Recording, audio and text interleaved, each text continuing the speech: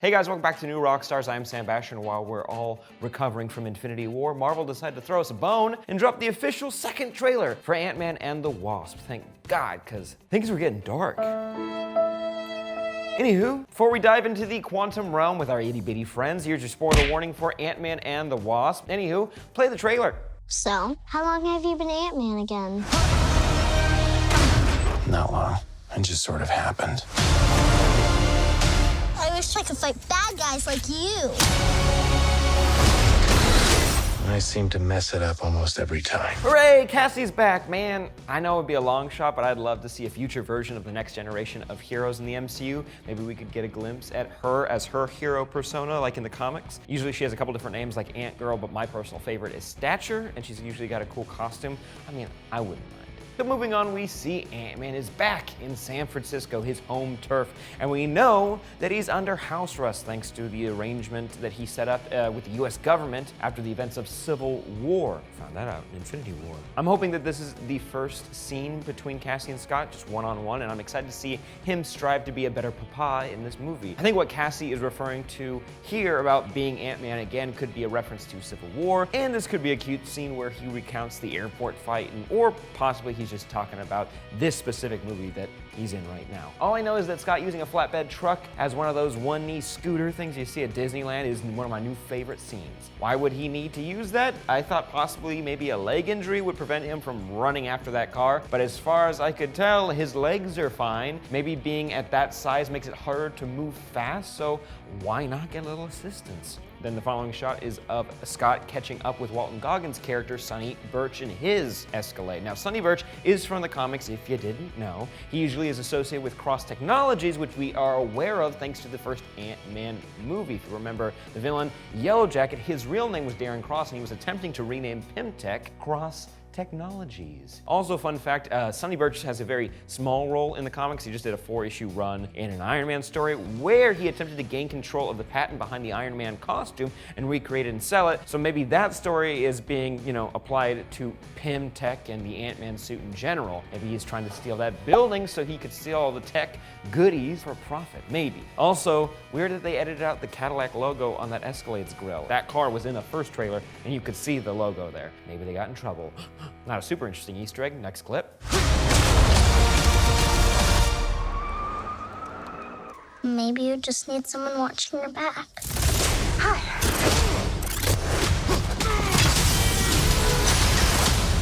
Like a partner. Oh, I love this scene. Love that Ant-Man really has to try to stop this car. He really skids the truck to a stop, and you also get that comedic element of no one noticing inside the coffee shop that Ant-Man's just sliding down the street. More like a giant man, am I right? It's not a joke, that's what his name is. But most importantly, let's check out the Wasp's takedown of all these evildoers inside this SUV. This must be one of the cars following Sonny Burch's, since they're all different henchmen based on the other car's lineup. Let's all celebrate whenever we get an awesome takedown inside of a moving car. And I'm getting some serious Deadpool vibes during this scene, specifically the SUV fight scene we got in the beginning of Deadpool where Wade is hunting for Francis. It's an amazing scene. Now the final scene of this clip looks to be a snippet of the lobby fight scene from the previous trailer, and boy is Evangeline Lilly looking like a badass. Next clip. Dr. Pym, I actually heard what happened to you. You opened up the quantum realm. That's when this crazy creepy ghost who walks through walls and stuff. Stole your tech. And now she wants to take over the world or whatever. Luis is back. The MCU is saved. What a great character to give us a wrap-up as to what's going on. Didn't really give us any details, and I'm still confused, but hey, I love him. This scene does give us a hint as to what Luis and the gang have been up to since the first Ant-Man movie. Notice all those security cameras in the background and that keypad guarded lock. Interesting. Well, it looks like our guys have gone straight and turned to helping people protect their valuables instead of stealing them. Good boys. They have a pretty fun business name also that's teased throughout this trailer, but I'll come back to that in just a second because I want to. Here we also have Luis saying that he knows what happened to Hank Pym, and the next shot we see is of a big green button and Hank Pym inside that ship we saw in the first trailer. And I'm guessing that button is inside that ship. I mean, of course, if you're a scientist, you gotta put a big important button inside your ship to make it go. What are you, an idiot? Now, based on this setup, it looks like this is just moments before he heads off, possibly alone, into the quantum realm. Hank Pym, no, you're too old to do this. The next shot we get is of the ship flying through some rainbow golden energy, which seems reminiscent of the Doctor Strange magic, specifically the daggers that Caecilius and his goons are using to attack attacked Doctor Strange. But also this energy can be seen behind the ship before it takes off. So notice that, up in that tube. And then also it pops up later on, but I'll get back to that in just a second. This Pym Tech could play a very important role in this movie, so keep your eyes open. Also notice that when the ship flies through this energy, Hank is definitely alone flying the ship. There could be someone in the back seat, but it looks like he's flying solo. Perfect. Next, we see him donning a suit and heading out into the quantum realm alone. Now, whatever this material around him is, I'm not sure, but this is obviously the start of a rescue mission for Janey Van Dyne, aka the original Wasp, aka Hank's wife, who was lost in the quantum realm a few decades ago. This realm does look, similar to the way that the Dark Dimension's energies moved around in Doctor Strange during that Dormammu fight. Not so much of a fight, more of a bargain, but you get it. But also notice this, that rainbow golden hue of the energy we saw earlier is in the background of this entire scene. That energy's popping up again. Interesting. Next, we get a name drop for the crazy, creepy ghost that stole Hank's tech. Now, it almost sounds like the quantum realm opened and Ghost was set free from the realm. Based on how fast Luis is talking, just wanted to bring that up. Some people tweeted me asking about that, but I don't think that's how it all went down. My guess is that this is just the timeline of events that Luis knows them as, and he's just explaining them, or it could just be how the trailer's edited. I don't think Ghost was specifically hiding in the quantum realm.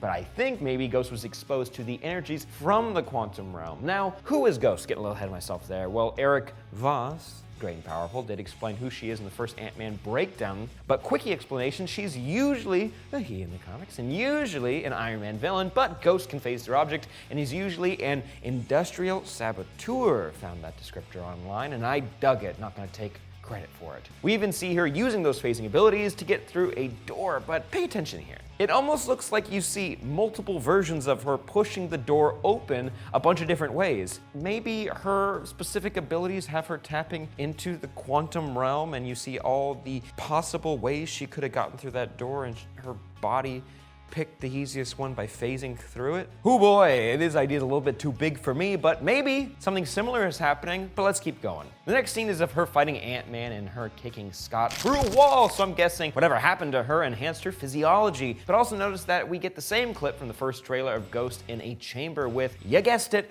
the same energy we saw in Pym's lab and in the quantum realm. My guess is that this is some sort of experimental radiation for Pym particles, or possibly radiation harnessed from the quantum realm, and she's getting a big old dose of it. Or maybe she's letting off all that energy in that room and she's trying to be contained. Either way, Ghost got a hold of it, and then either her experiment went poorly or she used it as a weapon, because it ends up ripping apart this warehouse. Notice all the energy that's being used in this explosion. Ruh-roh. Next clip. Who would have believed that in your hour of need, you would turn to us? Not me. Because we robbed you. Do you remember? That's us. The only chance we've got is both of you. Ant-Man and the Wasp teaming up. Here's another clip of these agents cornering Hank and Hope in this field, and based on their outfits, this is probably the same day as they're meeting with Luis and his company. Notice the sweater vests on Hank in both scenes. Now, why are they hunting them down? Why so many people? Possibly because Scott Lang has ditched his GPS locator. I'll come back to that in a second. And they're looking for him, so they're going to his, main contacts. Maybe they stole another building and people are starting to get a little peeved. Or maybe these are private sector security people who work for Sonny Burch. Fun ideas here, just saying. Let me know what you think in the comments down below. Either way, at some point, the Pyms are going to need some help from, here's the name I teased, Ex-Con Security Solutions. Get it? Because they are all in jail. They rob people before, specifically Hank Pym, remember? Anywho, the name of this company is teased all over the place, on their t-shirts, on their mugs, on the computer screens, and it's spelled X-Con. Next, we get a shot of Ghost glitching, which if I were to guess, isn't making her feel too good. She looks dope though, gotta be honest, that's one of the best costumes in the MCU. Also love to point out the twist on the line we've heard over and over again in these types of movies. The only chance to save the world is you. Classic, but in this movie, it's you too, because they gotta work together. The next clip we get is of Hope, a bit teary-eyed, and based on the previous trailer, this looks like this could be the same room where that Quantum Realm Explorer vehicle from earlier is being housed, and possibly this is where Hank is going to enter the Quantum Realm. I'm pointing this out mainly because remember that giant Duracell battery from the last trailer? Well, there it is again in the background. With that in mind, why would she be upset? Maybe she's seeing someone she thought had been lost years ago. Maybe this scene is when we finally get to see Janet for the first time. Finally, we get Wasp doing an awesome takedown down in that same lobby from earlier, with Ant-Man name-dropping both of them. Oh, fun. Next. Follow my lead.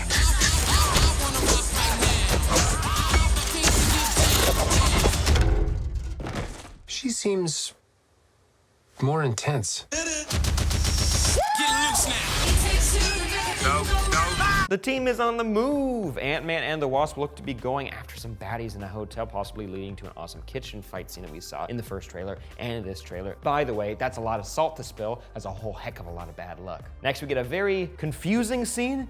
This is most likely the ant from the first movie that became embiggened after the, epic fight scene at the end of the movie, and is now a pet for Cassie. It's playing electric drums, and it's wearing headphones, and most importantly, it's got a tracker bracelet on its southernmost leg. Now, I have two theories here. One, this is a dream sequence. That makes the most sense. Scott is maybe feeling cooped up in the house, or maybe on a drug trip, and he just sees himself as an ant. Number two, that this is actually happening. An ant is playing drums in the house, and the reason for wearing the bracelet is because Scott put it on the ant so that he could slip out and fight crime, but how could it play drums? The last clip I want to show you is of Scott diving off of an ant to avoid a seagull. But notice in the background, looking awful blue, don't it? Much like the San Francisco Bay. Possibly this is when Scott jumps into the water and then embiggens himself in front of the ferry. Next. You go low, I'll go high. I have wings. Why would I go low?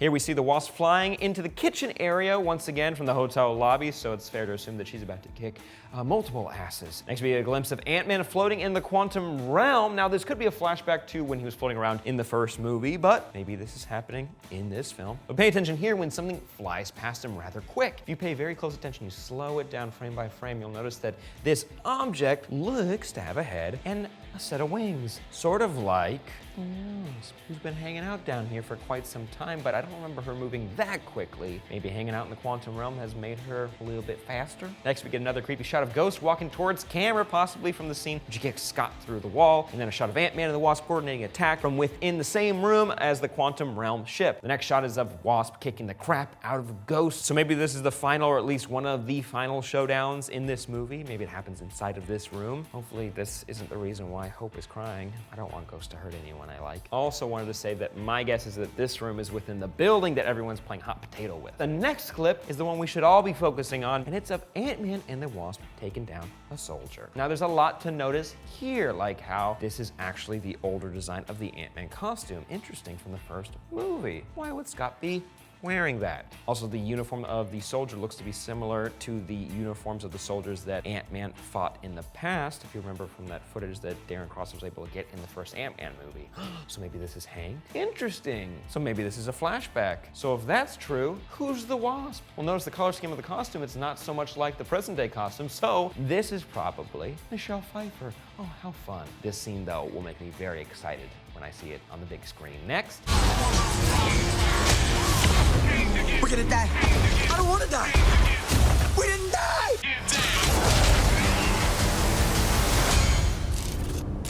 Hey, what'd I miss?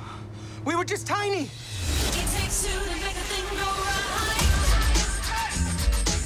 All right, come to the end of this trailer, we see Ghost phasing through an SUV and taking down a motorcyclist with a gun. So maybe there's multiple parties in this venture? Maybe Ghost is a solo enemy and Walton Goggins is on his own little mission? We're all trying to steal a building, we get it. That's the rat race, right?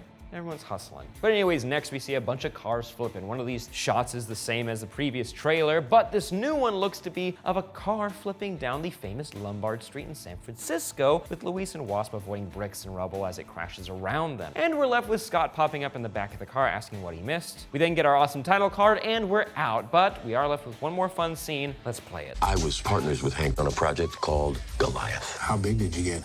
My record, 21 feet. You? 65 feet. 65. If you two are finished comparing sizes, 65. What a fun way to end this trailer. Here we have Lawrence Fishburne as Bill Foster, aka Goliath from the comics, hence the code name for their project being Goliath, which seems to be a project that probably meant they were making super tall soldiers, maybe. I will say it is pretty cute when they're comparing sizes, weird sentence. Bill Foster is most well known for being a scientist in the comics, friend of Hank Pym, and Goliath, the size-changing hero that usually just gets bigger. He was also Giant Man at one point, but I'm not sure we're gonna get a tall version of Billy in this movie, but if we did, like in the flashback scene, I'd be fine with it. Finally, we get this shot of Ant-Man rising out of the bay next to the ferry that Walton Goggins is using to escape with the shrunken building. One final note, shout out to the superhero-y epic version of It Takes Two. I'm a fan. But that's it, kids. Here's my question for you, too, actually. How do you think Ghost stumbles upon these powers? Also, why would an ant wear headphones? It's bugging the crap out of me. Let me know in the comments down below. Also, let me know if I missed anything in the comments or on Twitter at Sam Basher. Like this video, share, and subscribe for more content. We got a lot. I'm Sam Basher. If you want to, you can check out my podcast, Only Stupid Answers. I talk about nerdy stuff all the time. And I'll see you guys next time.